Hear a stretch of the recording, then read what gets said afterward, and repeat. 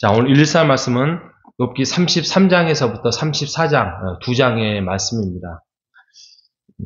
엘리후의 등장. 32장부터 37장까지가 엘리후, 네 번째 친구입니다.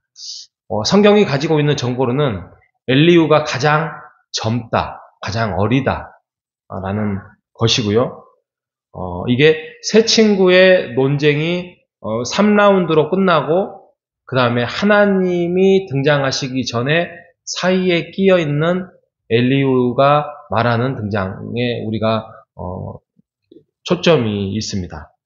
그러다 보니까 옛날의 신학적인 해석은 엘리후는 하나님과 욥 아니면 세 친구의 중보자적 역할을 한다라는 신학적인 해석을 8, 90년대 했습니다. 그런데 지금은 그러지 않습니다. 엘리후도 내 친구와 별반 차이가 없다. 그런데 더 논리적이에요. 더 논리적이에요.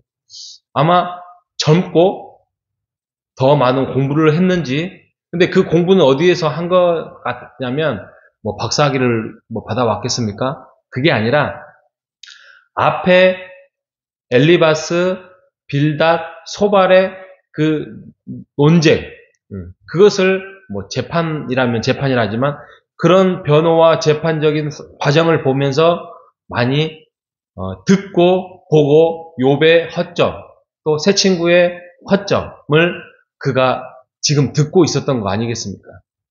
그러다 보니까 아하, 이 이야기를 지금 해야 되겠구나. 그래서 그것을 축적을 해서 33장, 34장을 주된 논리로 반박을 하고 있습니다. 그 방법이 좀 신선합니다. 예를 들면 신선한 것 중에 몇 가지를 찾아보면 33장에 이렇게 33장 1절이 이렇게 시작합니다. 그런즉 욥이여 내 말을 들으며 내 모든 말에 귀를 기울이기를 원하노라. 어떤 차이가 있냐면 한 번도 이 세 친구들 중에는 욥을 이렇게 칭해 부르지는 않았습니다. 욥이여 내 말을 들으세요. 이름을 부르지 않았어요. 근데 엘리후는 욥이여 그러게 하면서 뭔가 좀 친근하면서도 뭔가 좀 더 중압과 강압적인 이런 이야기를 하고 시작을 합니다. 그리고 2절에 보면 내가 입을 여니 내 혀가 입에서 말하는구나. 그러니까 내가 지금 말을 시작하겠다. 내 말을 정의롭게 잘 들어봐라. 이렇게 시작을 합니다. 그런데 제가 늘 말씀드리지만 틀린 말이 별로 없습니다. 예를 들면 33장 13절에서부터는 하나님이 인간에게 나타나시고자 하는 계시의 방법들을 말씀을 합니다. 근데 사람은 그걸 알아듣지 못한다. 이렇게 시작합니다. 33장 14절 하나님은 한 번 말씀하시고 또다시 말씀하시는데 사람은 관심이 없다. 잘 듣지 못한다. 그래서 하나님께서 15절에 꿈에도 환상에도 경고로도 또 19절에 사람의 병상의 고통과 뼈가 쑤심으로 하나님이 그 징계를 주심으로써 알게 하시고 23절에 일천 천사를 가운데 하나가 그 사람의 중보자로 있어서 천사로서도 하나님께서 나타나셔서 말씀하시는데 사람들은 잘 알아듣지 못한다라고 말씀을 하고 지금 누구를 말하는 거죠? 욥을 말하는 거죠.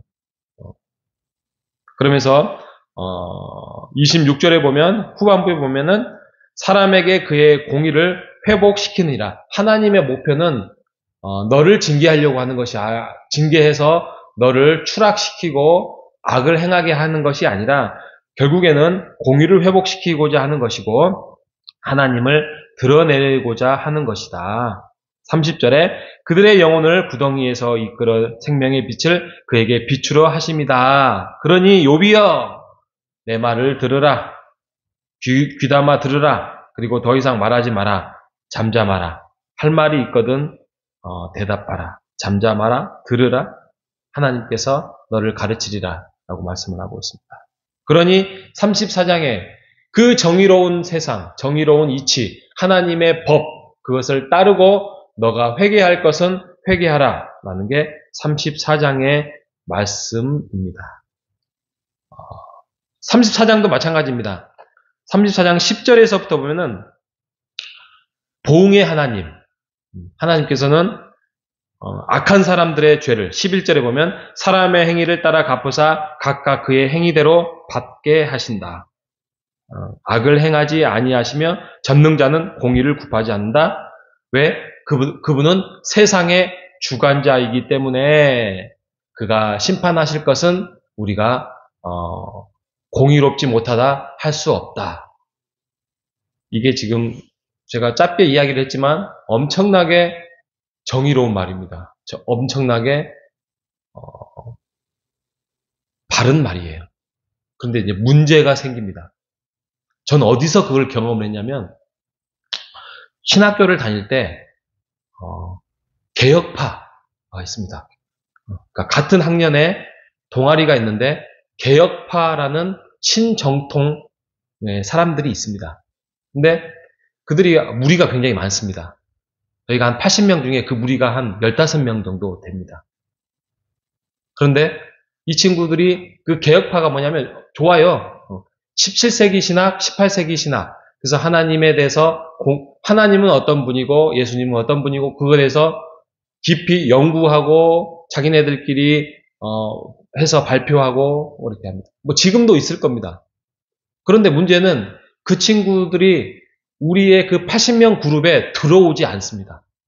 어느 정도냐면 너무 많은데 시간이 없으니까 졸업여행을 가는데 졸업여행을 한 명도 참여하지 않습니다. 졸업여행에 자기네들끼리 졸업여행을 만들어서 2박 3일로 국내 여행을 간 친구들이 와, 네, 충격을 받았습니다. 3년 동안 이렇게 좀 이렇게 섞이지도 않으면서 이렇게 목에 힘이 들어있는 왜? 그들이 하나님에 대해서 더 깊이 연구하고 더 많이 알았다는 거예요. 그래서 뭔가 이야기가 되면은 좀 가소롭다는 듯이 흔히 말로 내 친구와 똑같은 행동을 했습니다. 예, 더 많이 동아리로 활동을 했고 더 많이 했기 때문에 더 잘 알겠죠. 하나님에 대해서. 성경에 대해서 깊이 알 수 있죠. 근데 그들이 들어가 있는 그 마음속에 그 교만함과 목의 기부스는 3년 동안 우리를 아니면 제 마음을 괴롭혔습니다. 그 중에 좋아요. 친구들 정말 좋아요. 동생들도 있고 친구들도 있고 지금도 연락을 잘 하지 않는데 뭐가 문제입니까? 우리가 교회 안에서 조심해야 될 게 뭐냐면 내가 만났던 하나님, 내가 경험했던 하나님, 성경에서 내가 배웠던 하나님, 내가 어디에서 좋은 것들을 들었던 그 하나님의 속성, 하나님의 특성, 또 하나님이 나를 만나주셨던 그렇게 일하셨던 방법들 그게 정의가 아니라는 것이죠. 하나님이 아니라는 게 아니라 하나님의 일하시는 그 방법이 내가 만나는 하나님하고 이 사람이 만나는 하나님하고 다르다는 것을 인정하셔야 됩니다. 하나님의 일하시는 방법이 물론 18세기 다르고 20세기 다르고 2000년대 다릅니다.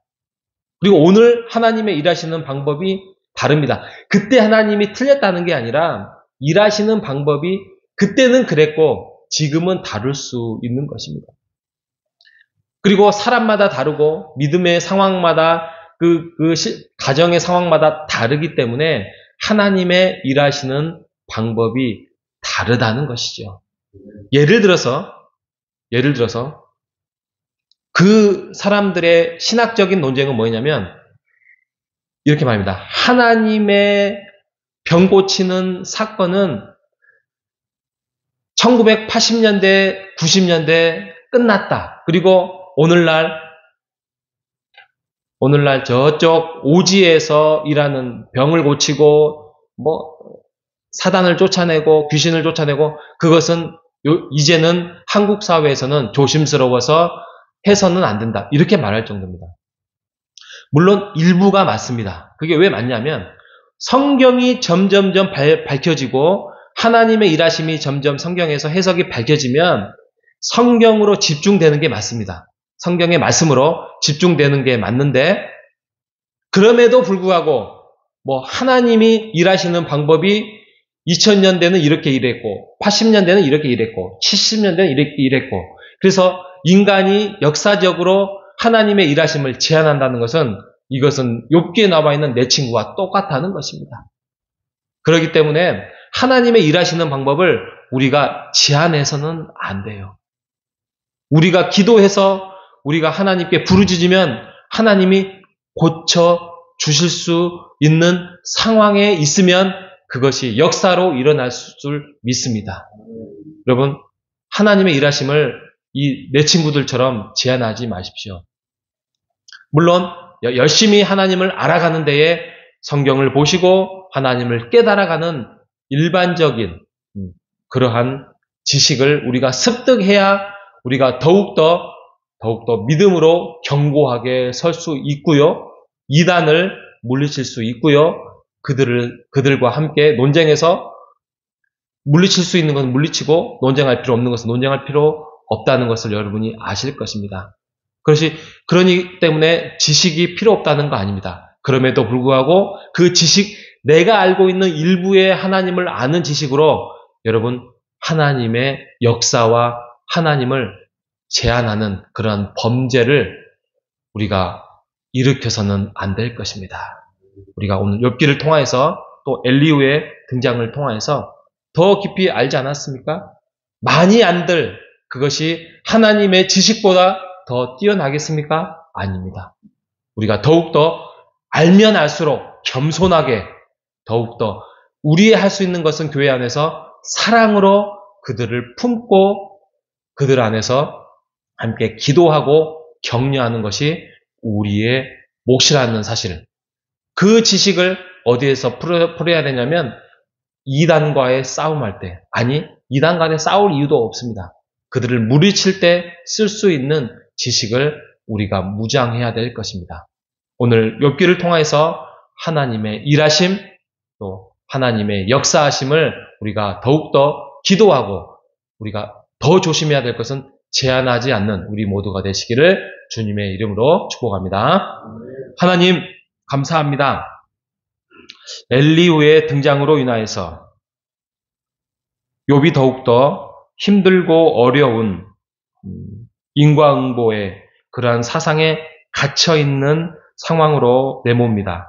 하나님, 혹시 우리도 이러한 새 친구와 엘리후의 모습처럼 우리가 하나님에 대해서 조금 더 안다고 해서 목에 힘이 들어가고 몸에 힘이 들어가고 말에 힘이 들어가서 다른 사람을 상처 주고 그 사람을 하나님이 만져주시고 일하시고 있는 그것들을 하나님 우리가 스스로 판단하고 비판하고 있지는 않았는지 다시 한번 우리의 행위를 하나님 돌아보게 하시고 우리가 할 수 있는 것은 교회 안에서 사랑과 은혜와 하나님 안에서 그 사랑을 실천하는 것임을 우리가 깨달아서 우리가 더욱더 하나님의 사랑하심을 그들에게 알리는 자가 되게 하여 주시옵소서.